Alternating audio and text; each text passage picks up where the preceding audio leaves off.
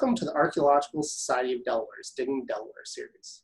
Here, I'll be speaking with Delaware archaeologists about their experiences and how they got into archaeology. My name is Curtis McCoy, and I'm the current president of the Archaeological Society of Delaware. Today, I'm speaking with local archaeologist, Andrea Anderson. So welcome, Andrea. Why don't you give us a little background on who you are? Hi, Curtis. Thank you for having me. So I grew up in Maryland, but I came to Delaware as a UD undergrad in the Anthropology department. So that's where I got involved in projects in Newcastle with the George Reed House, but also got involved with doing a senior thesis with lithic technology at a prehistoric site in New Mexico. So I've always kind of had my feet in both the prehistoric and historical world. And then at grad school in Binghamton, Binghamton University in New York, I continued with lithic technology, but I also had the great opportunity, there's a CRM firm attached to the university, which used to be the case, but now is really no longer the case that CRM firms are attached to universities. But it was great because I got a whole taste of the CRM world before actually going out, into it. What was also great about that experience was they were very public archaeology focused, I think because of their attachment to the university. So doing lectures at primary schools, doing adult field schools, children field schools was a big part of that. And I love the public archaeology. So when I came back to Delaware, I got a position in the Delaware State Museums and worked as a site supervisor at the Zwannendale Museum in Lewis. And it was a great timing because they were still working on the Roosevelt Inlet shipwreck project. So I got to do a lot of interpretive programming with that. And then currently, I'm the lab coordinator at the University of Delaware in the Anthropology department, where I get to work with students in the lab, go out in the field, and also do research on collections. So I've kind of been a few different places and done archaeology from a few different perspectives. Yeah, so with all of that, what made you want to become an archaeologist?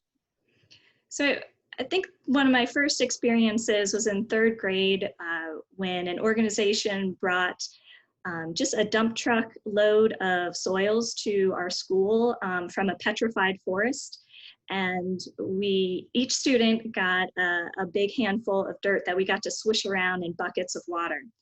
And I was one of the only ones who actually found a fossil. I was so excited. It was a fossilized pine cone.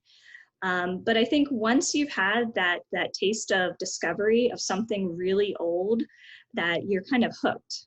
And I know that's a paleontology example, but dirt and old things, they go together. And then in high school, I had the great opportunity of doing an internship. They were doing lots of internships at my high school, and I said I was interested in history and was able to work with the Montgomery County archaeologists at the time. That was a great experience, just working in the lab with collections, washing artifacts. And then I was a camp counselor that summer with the Montgomery County Archaeology program. And I started to learn how to excavate right alongside, these little kids. And I was hooked after that. That's a great intro to archaeology.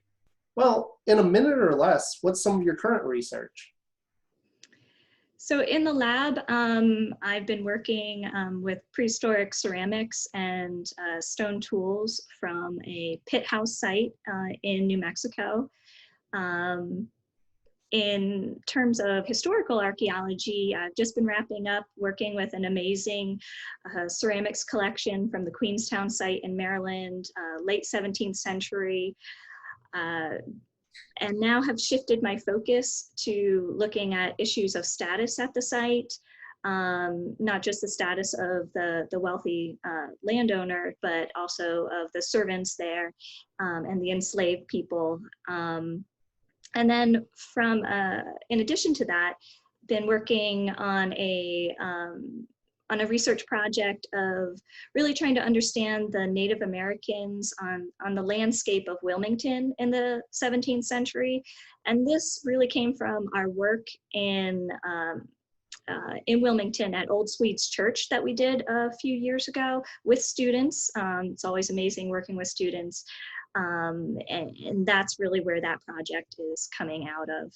And then I think all archaeologists have those interests where even if you're not currently working on it, you always are ready to add things to your research list. And I've always been interested in gender issues and guns and violence and power dynamics in the 17th and 18th centuries and in colonial contexts. So those are some of my current research interests. Yeah, I know I've got a dozen or more right now that some are active, some are in the back of my toolbox right now. So Exactly, but you're always willing to pick up that nugget of information that you can work on later. Yep, exactly. Well, what's one of your best or worst field stories? I see, that's a hard one. I think we've always everyone has had funny moments or really physically demanding moments.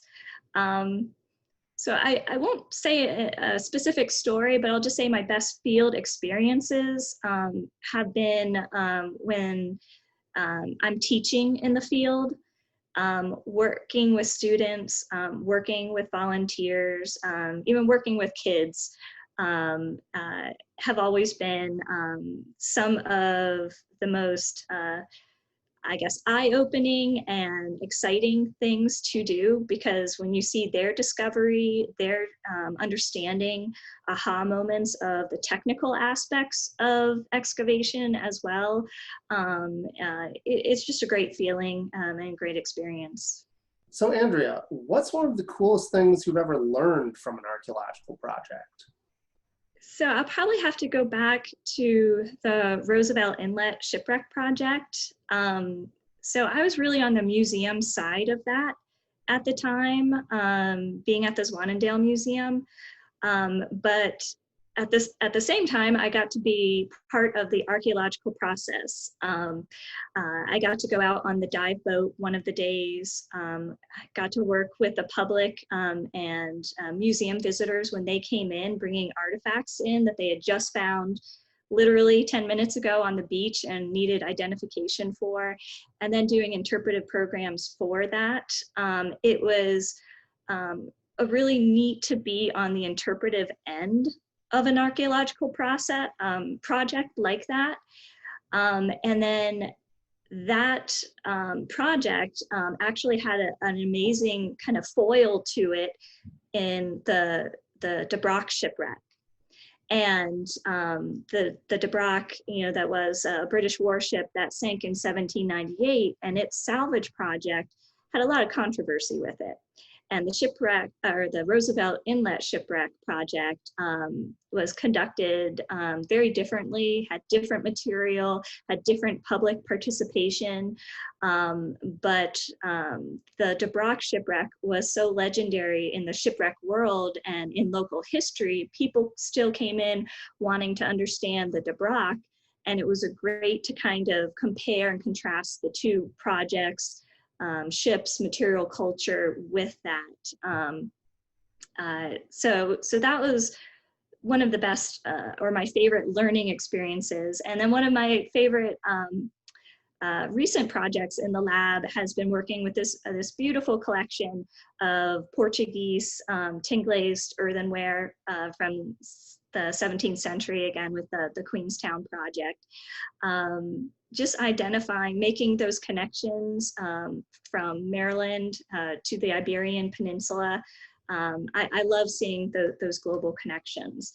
And I remember growing up in Maryland, learning about history, it's very British dominated, and anything to do with Portugal was really relegated to early exploration of South America, and had little to do with Maryland specifically. And so I love making those kind of world connections in archaeology. Yeah, that's an amazing project. There have been several articles that I believe you've been an author on that have come out on that site, and it's an amazing site. So, Mhm. More to come. well, Andrea, our last question for you today is, how are you surviving in quarantine during COVID-19? Well, I have a really good office mate. It's my dog, Kermit the dog.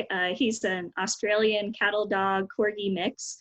And he reminds me, every hour or so to get up and get away from the computer and move around and go outside. So he's loved having me home.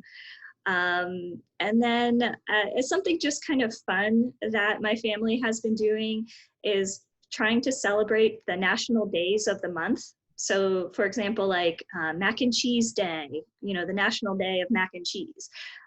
So there's a website that has all the things listed, and a lot of them are food oriented. Like yesterday was tapioca pudding day.